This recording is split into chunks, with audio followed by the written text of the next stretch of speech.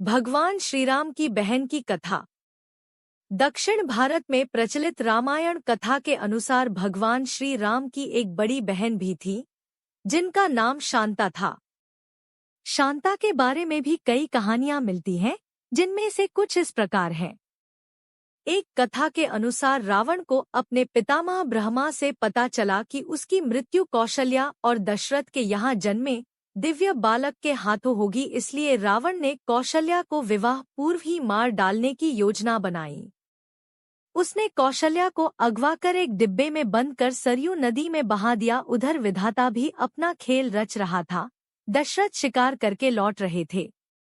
उनकी नजर रावण के भेजे राक्षसों के इस कृत्य पर पड़ गई, लेकिन जब तक दशरथ वहां पहुंचते मायावी राक्षस अपना काम करके जा चुके थे।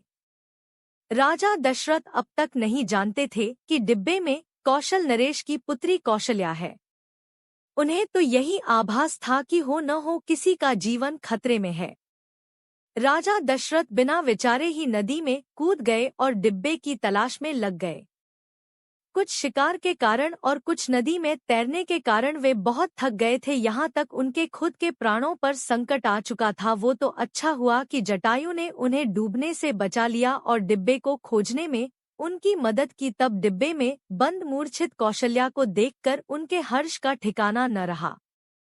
देवर्षि नारद ने कौशल्या और दशरथ का गंधर्व विवाह संपन्न करवाया। अब विवाह हो गया तो कुछ समय पश्चात उनके यहाँ एक कन्या ने जन्म लिया, लेकिन यह कन्या दिव्यांग थी।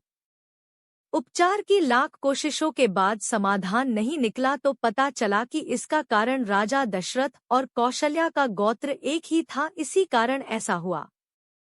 समाधान निकाला गया कि कन्या के माता पिता बदल दिए जाएं, यानी कोई इसे अपनी दत्तक पुत्री बना ले तो इसके स्वस्थ होने की संभावना है।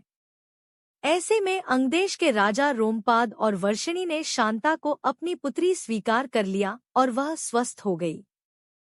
युवा होने के बाद ऋंग ऋषि से शांता का विवाह करवाया गया।